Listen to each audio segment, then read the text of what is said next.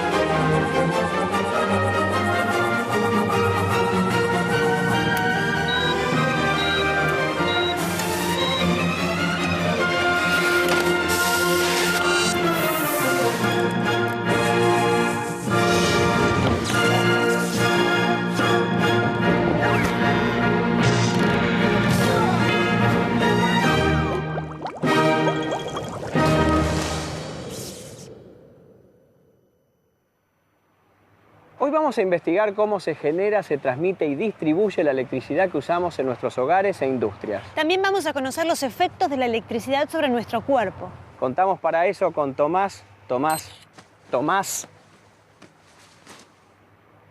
nuestro ayudante de campo. ¿Qué tal, Tomás? Muy bien. Teniendo en cuenta el tema de hoy, me viene con todas las pilas. ¿Podríamos vivir sin energía eléctrica? Después de todo, de los 4.500 años de historia escrita, hace apenas 100 que la usamos en nuestras vidas. Civilizaciones enteras, grandes imperios se crearon, crecieron y cayeron sin saber lo que es la electricidad. Si Julio César, Atila, Colón, Galileo, Napoleón y San Martín vivieron sin prender una bombita, ¿no podríamos vivir nosotros sin energía eléctrica? ¿Qué pasaría si se corta el suministro? Hay que ver hasta qué punto...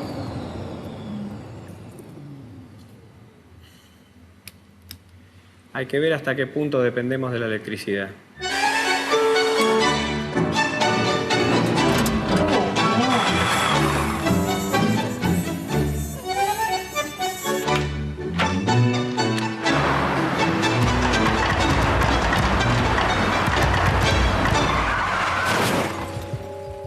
Y estos son solo algunos de los inconvenientes que demuestran hasta qué punto dependemos de la energía eléctrica. Hay una forma sencilla de ver cuán electrodependientes somos. Contemos el número de interruptores en nuestra casa. A cada interruptor lo llamaremos clic. Un interruptor, un clic. 5 interruptores, 5 clics. Yo tengo 27 llaves de pared y 9 perillas. En total, 36 interruptores. ¿Y la llave de la computadora? Ah, no la conté. ¿Y el botón de encendido del televisor? Tampoco. ¿Los botones del control remoto? ¿Y del equipo de audio? ¿El DVD? ¿El lavarropas? ¿El equipo de audio? Ya lo dije, el ascensor. ¿El tablero? ¿El coso que te viste que te pones así? ¿La planchita para el pelo? La planchita para el pelo. ¿La afeitadora eléctrica? ¿El aire acondicionado? ¿El ventilador? Anda a contar de nuevo. Sí, bueno, mejor voy a contar de vuelta. Es que los clics domésticos no son ni 10, ni 20, ni 50. Son 100, 200, centenas. De hecho, siempre hay más artefactos que tomacorrientes.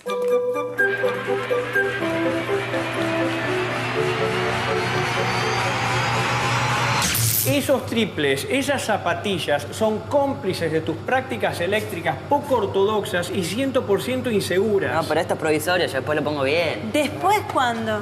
No, porque esto es siempre así. Empieza siendo una conexión provisoria y termina siendo una instalación definitiva, Tomás. Una pésima costumbre que puede terminar en incendio. Más tomacorrientes, menos zapatillas.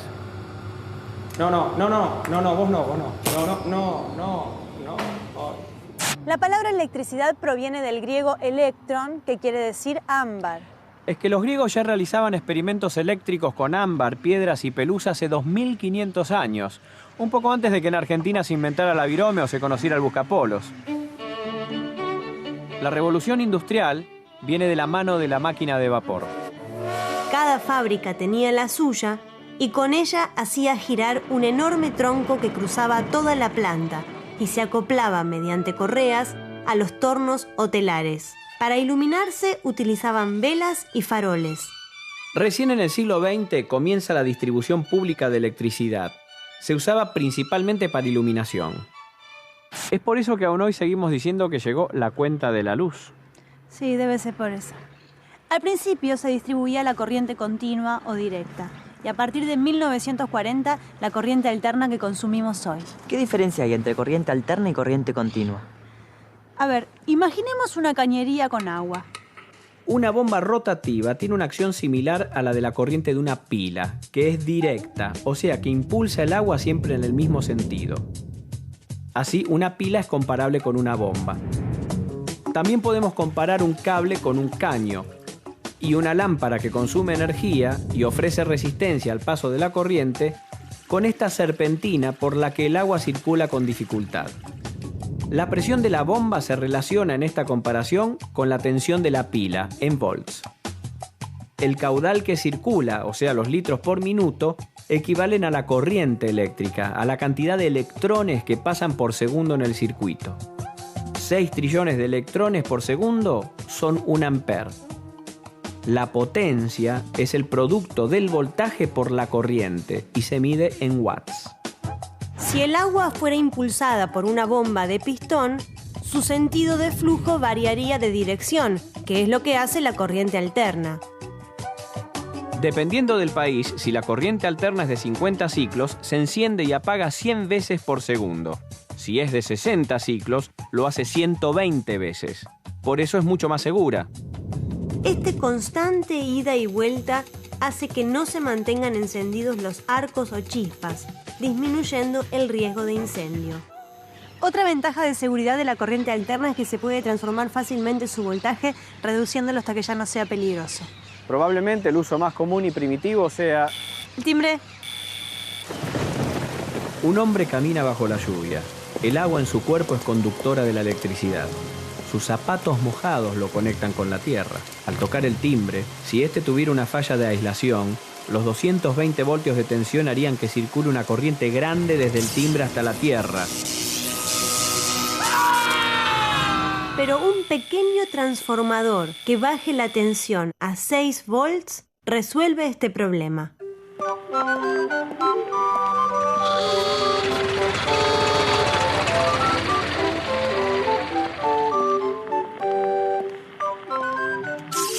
Por eso, en los tiempos de la corriente continua, que no era fácil de transformar, los timbres funcionaban con pilas, que cada tanto se secaban y había que cambiar.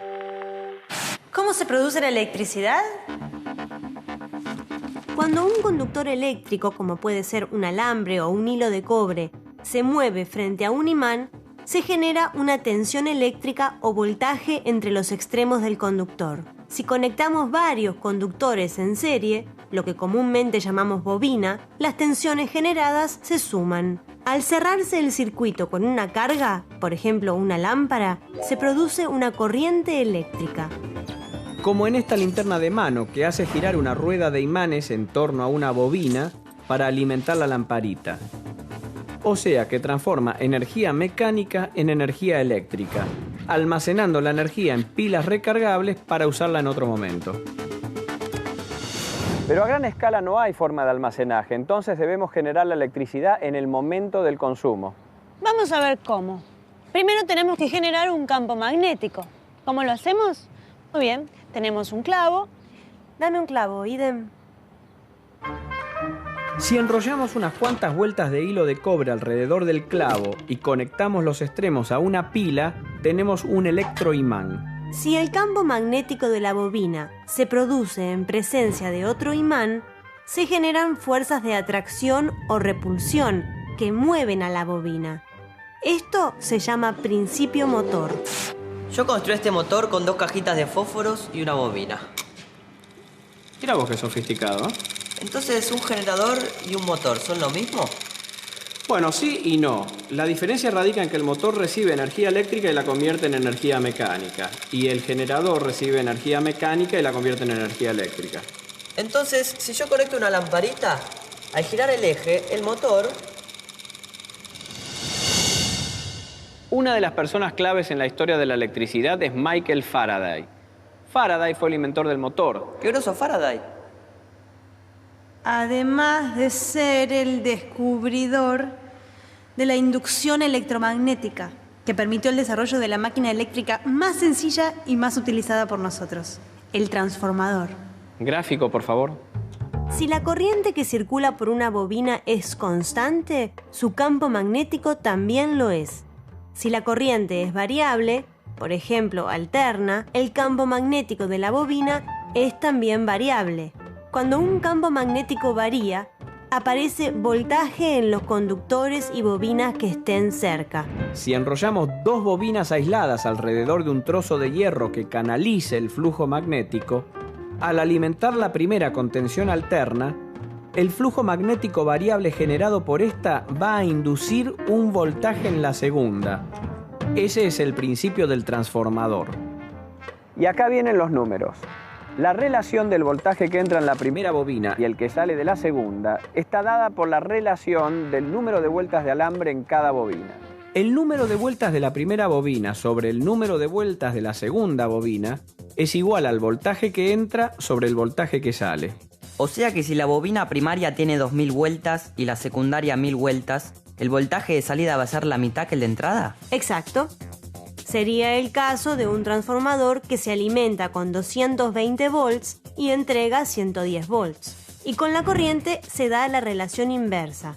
Si el voltaje se transforma a la mitad, la corriente se transforma al doble.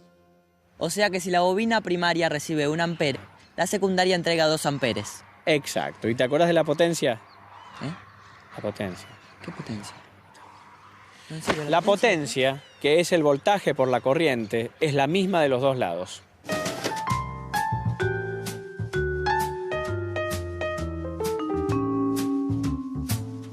Pero en la práctica no es exactamente así. Siempre algo de potencia se pierde por dispersión de flujo magnético por generación de calor. El transformador ideal no existe. La máquina ideal no existe. El hombre ideal no existe. Pero a veces tenemos magnetismo. Tú me dio cara de bobina a mí.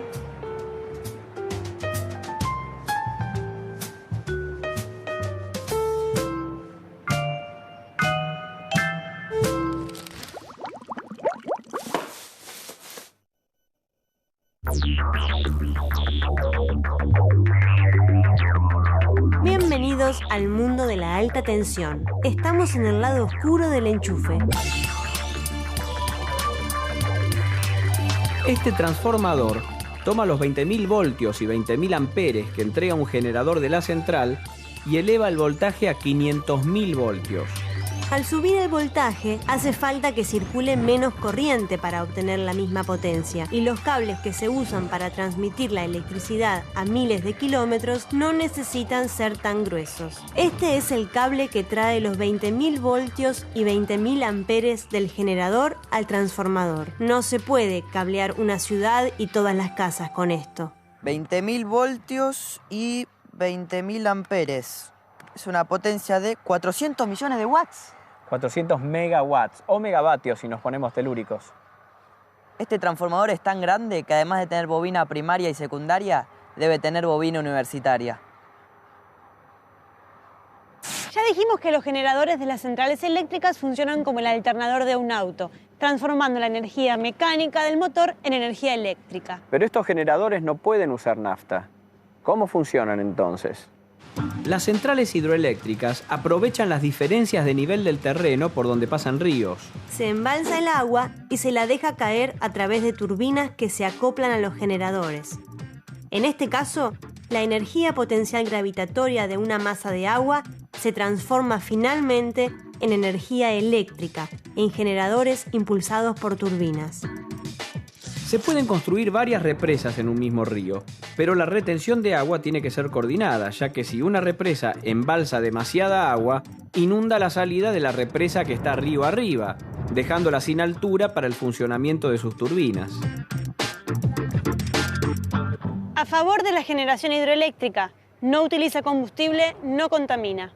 En contra, hay que inundar enormes extensiones. Se afecta al paisaje, se altera el clima y obliga a personas y animales a hacer las valijas. ¿Y qué pasa si hay sequía? Veamos las centrales térmicas. Usan combustible. Generan calor y hierven agua. Del agua sale vapor, el vapor impulsa las turbinas mueven los generadores. A mí me cierra. Pero usan mucho combustible. Ah. Emiten dióxidos de carbono. ¿Probamos otra? Dele. Centrales geotérmicas. Las centrales geotérmicas son similares a las térmicas, pero usan el vapor que surge del interior de la Tierra para impulsar sus turbinas. Estas centrales no necesitan quemar combustible. Listo, me llevo una docena. Es que ese es el problema, hay pocas, muy pocas. Al final usted por cada solución tiene 2 problemas. Queda una, ¿Cuál? la central nuclear. La energía nuclear es la forma de generación eléctrica más barata y limpia. No genera gases y sus insumos abundan. En Argentina, el 12% de la energía eléctrica proviene de centrales nucleares como la de Atucha. Tienen algunos problemas.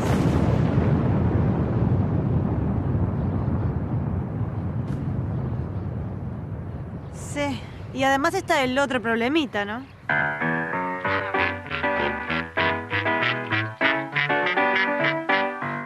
En realidad, los accidentes de las centrales nucleares no pueden ocasionar ni un estallido ni una mala película. Son cosas más sutiles pero igualmente catastróficas. Cáncer, esterilidad, quemaduras. ¿Y no será preferible el calentamiento global? Total, me saco el suéter, me tomo un licuado.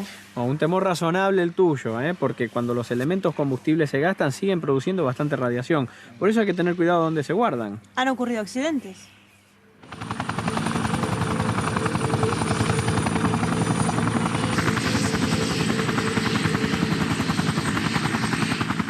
¿No sería mejor buscar alternativas?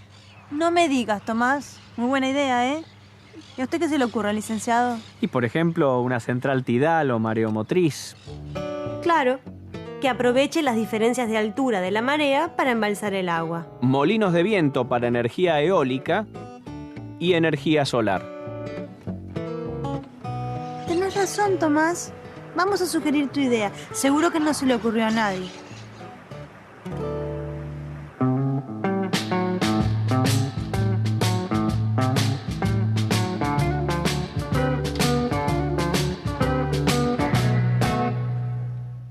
Y dejemos el cómo tendría que ser para volver al cómo es.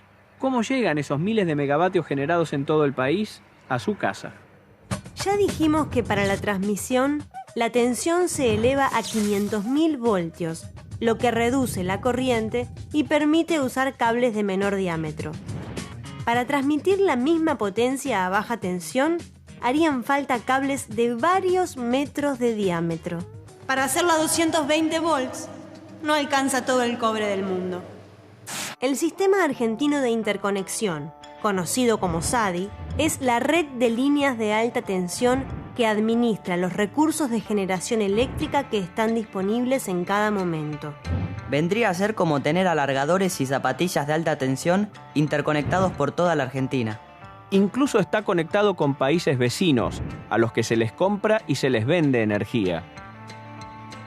En Internet se encuentran publicados los datos sobre generación, transmisión y consumo diario.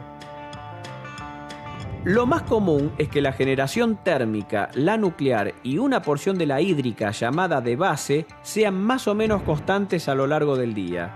La porción restante de la energía hídrica, llamada de punta, varía de acuerdo con los picos de demanda. Los 500.000 voltios llegan a la ciudad. Si eso fuera directamente a su casa, al enchufar usted la aspiradora, las consecuencias serían previsibles.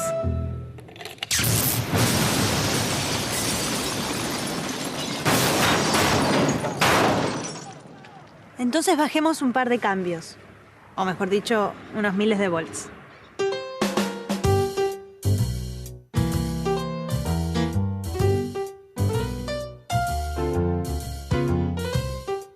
Estos transformadores reducen los 500.000 voltios originales a valores de media tensión, que oscilan entre 33.000 y 6.600 voltios. Luego, en cada manzana o edificio, si el consumo lo justifica, una subestación transformadora lo vuelve a reducir a los 220 volts de consumo o baja tensión. En la ciudad, estos transformadores son subterráneos.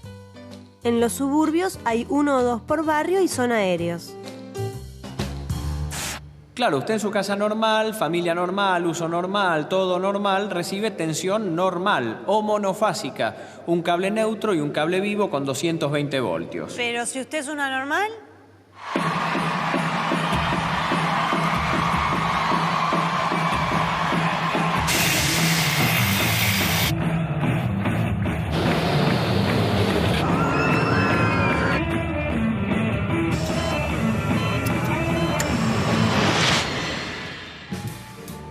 En ese caso, en vez de recibir 2 cables, le dan 4, un neutro y 3 vivos diferentes. Entre un vivo cualquiera y el neutro hay 220 voltios, pero entre 2 vivos hay 380 voltios. Con esa clase de alimentación, llamada trifásica, los motores son más chicos y andan mejor. Y hasta acá llegó la responsabilidad pública. Del medidor para allá es asunto suyo. El voltaje de una casa es constante, 220 voltios. Pero si se van agregando artefactos, van subiendo los amperes, o sea, la corriente.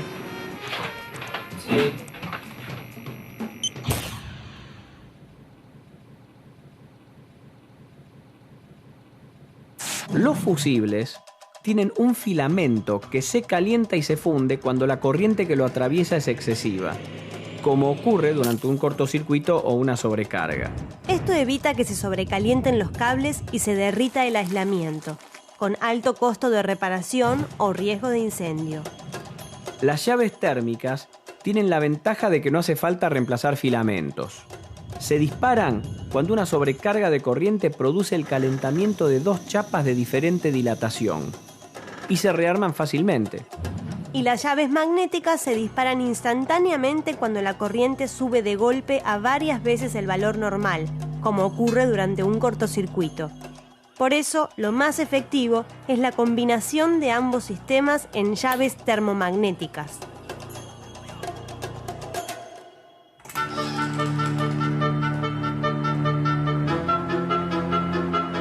Para probar el correcto funcionamiento del sistema de protección, provocaremos un cortocircuito intencional. Por favor, no prueben esto en sus casas. ¿Por qué?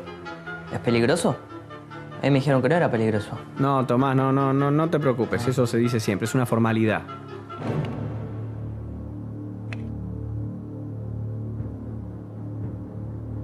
Cuando Tomás junte los cables, se producirá el cortocircuito y una corriente de miles de amperes va a recorrer la línea. Veamos qué ocurre.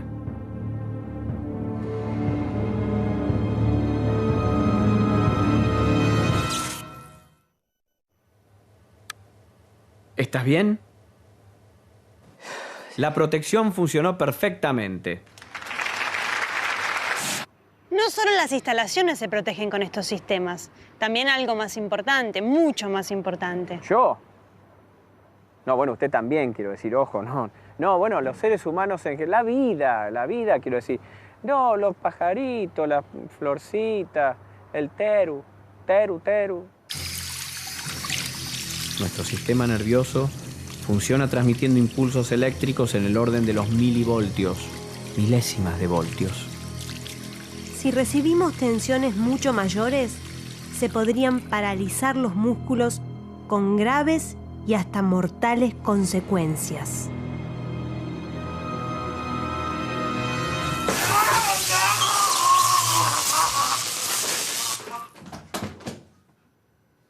No. Una descarga eléctrica no es una película de terror. No, un shock de 220 o 380 volts es doloroso, puede ser letal, pero no salen chispas del cuerpo humano. ¿Vio qué le dije? No, la próxima vez no me ande descalzo con las manos mojadas, ¿eh? Le puede pasar cualquier cosa. Un artefacto eléctrico mal aislado puede descargar a través de su carcasa. Por eso los chasis tienen una conexión de tierra que corresponde a la patita inferior de los enchufes. Los adaptadores que anulan la conexión a tierra no son recomendables, incluso están prohibidos, pero son más seguros que una conexión improvisada. Obviamente evitar una descarga es lo más deseable, pero en caso de que ocurra hay un dispositivo que nos puede salvar. El disyuntor diferencial. Un dispositivo que se activa cuando existen diferencias entre la corriente que recorre el vivo y la que recorre el neutro.